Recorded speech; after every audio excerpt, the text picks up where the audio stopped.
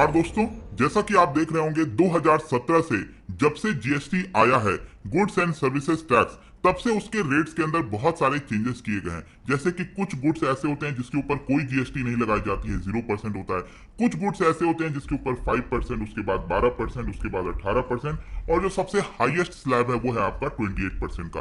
तो ये जो स्लैब है उसके अंदर लगातार चेंजेस किए जाते हैं, क्योंकि 2017 में आने के बाद से यहाँ पर जो सरकार का रेवेन्यू है वो कम ना हो जाए। सरकार जो स्टेट गवर्नमेंट है उनको चिंता थी कि यहाँ पर कुछ इंपैक्ट हो सकता है उनके रेवेन्यू के ऊपर, और इसीलिए ये सारे चेंजेस लगातार देखने को मिलते हैं। लेकिन अभी क्या हुआ है कि वापस से यहाँ पर जीएसटी काउंसिल की बैठक हुई थी और इसी के तहत कुछ बड़े चेंजेस किए गए हैं जीएसटी रेट्स में, वो मैं आपको बताऊंगा। और ये सब कुछ लागू होगा 18 जुलाई से। तो इसका कारण क्या है, क्यों आखिरकार सरकार ने ऐसा किया, यहाँ पर निर्मला सीतारामन जी का क्या कहना था, सब कुछ हम डिटेल से देखेंगे, कर सकते हैं। चलिए शुरुआत करते हैं। सबसे पहले देखेंगे एग्जैक्टली अभी हो क्या रहा है। ध्यान रखिएगा, जो जीएसटी आया था उसके बाद एक काउंसिल बनाई गई थी, जीएसटी काउंसिल, आपको याद होगा। ये काउंसिल इसलिए बनाया गया था ताकि अगर जीएसटी के अंदर कोई भी चेंजेस करना है तो वो जीएसटी काउंसिल के द्वारा लिया जाएगा। क्यों लिया जाएगा?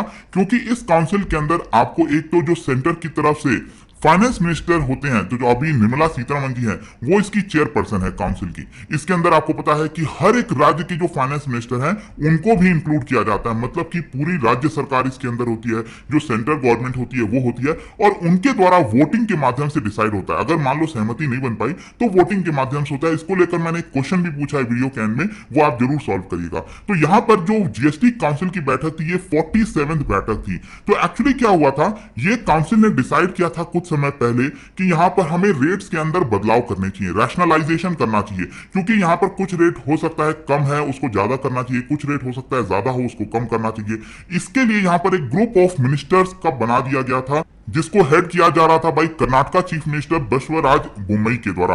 और इन्हीं को बोला गया कि यहां पर आप रिपोर्ट तैयार करिए और बताइए कि हमें कौन से रेट में क्या बदलाव करना है। तो इनके द्वारा यहां पर एक इंटरिम रिपोर्ट जारी की गई थी, और उसी के तहत कई सारे गुड्स और सर्विसेज के ऊपर जो रेट्स में बदलाव है वो किया गया है। तो आई होप कि ये तो एक आपको चीज समझ में आ गया होगा। अब क्वेश्चन आता है कि क्या क्या बदलाव किए गए। जैसे कि एक बदलाव ये है कि पहले कुछ गुड्स ऐसे होते थे जिनके ऊपर जीएसटी रेट कम लगता था। जैसे कि कौन कौन से, यहां पर आप देख पाओगे, pre packed unbranded food item. जैसे कि एक तो आप बाजार जाते हो तो वो पैकेट फूड आप खरीदते हो तो वो ब्रांडेड होता है, तो उसके ऊपर जीएसटी लगता है। लेकिन जो अनब्रांडेड फूड हुआ करते हैं, जो घरों में ही ज्यादातर लोग यहाँ पर पैक करके उसको बेचते हैं, तो उसके ऊपर जीएसटी नहीं लगता था, तो उसके ऊपर भी जीएसटी लगेगा। पिकल्स और लस्सी हो गया, चेक हो गया, कट हो गया, कट एंड पॉलिश जो डायमंड्स होते हैं उनके ऊपर, एलईडी लैंप्स हो गया, पेंसिल शार्पनर्स हो गए, इस तरह की बहुत सारे जो जो रेट्स हैं उसके अंदर बढ़ोतरी की गई है। वो मैं अभी आपको बताता हूं क्या क्या है यहां पर। लेकिन ये अगेन आप देख सकते हो, कुछ गुड्स ऐसे हैं जिनके ऊपर जीएसटी लगता ही नहीं था,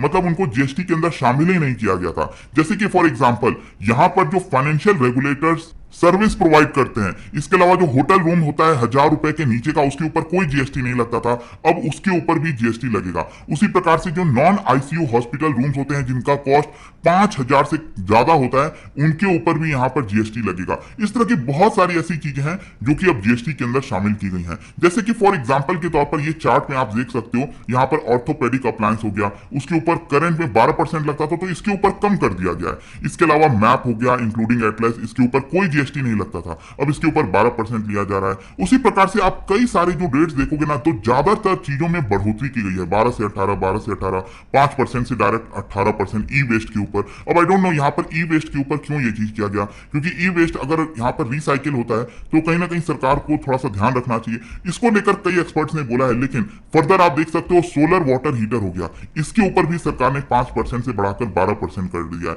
टेट्रा पैक हो गया, इसको 12% से बढ़ाकर 18%। तो इससे आपको समझ में आ रहा होगा कि बहुत सारी ऐसी चीजें हैं जिसके ऊपर जीएसटी रेट बढ़ाया गया है। इसके अलावा आप देखिए यहाँ पर कुछ ऐसे चीजें थी, सर्विसेज थी, जिनके ऊपर जीएसटी लगता ही नहीं था, 0%, उसके ऊपर अब 12%, 5%, 1.5%, जैसे कट एंड पॉलिश डायमंड्स, इसके ऊपर बढ़ाया गया है।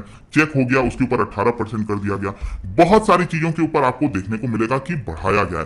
कुछ ऐसी चीजें हैं जैसे कि goods carriage through rented trucks, इसके ऊपर जीएसटी घटा दिया गया है। रोप वे हो गया, जो आप जाते हो ना रोप वे के माध्यम माध्यम से यहाँ पर ले जाया जाता है एक जगह से दूसरी जगह, उसके उसके ऊपर जो जीएसटी है वो थोड़ा सा घटाया गया है। तो ये कुछ इंपॉर्टेंट अपडेट था, लेकिन क्वेश्चन यहाँ पर यह आता है कि आखिरकार इसका इन्फ्लेशन के ऊपर क्या असर होगा, क्या राज्यों ने इसको लेकर अपोज किया नहीं किया। तो देखिए यहाँ पर जो 2 दिन का पूरा बैठक हुआ था जो कि वेडनेसडे को खत्म हुआ है जीएसटी काउंसिल का, इसके अंदर यहाँ पर सीतारमन जी ने बताया कि किसी भी राज्य ने इसको लेकर कोई अपोजिशन नहीं किया। यहाँ पर यह नहीं बोला कि आप इसको क्यों रेट बढ़ा रहे हो, क्योंकि एक जो सबसे इंपॉर्टेंट चीज इसके अंदर की गई है कि इन्वर्टेड ड्यूटी जो स्ट्रक्चर होता था उसको करेक्ट किया गया है। अब देखो ये आपके एग्जाम पॉइंट ऑफ व्यू से समझना बहुत जरूरी है।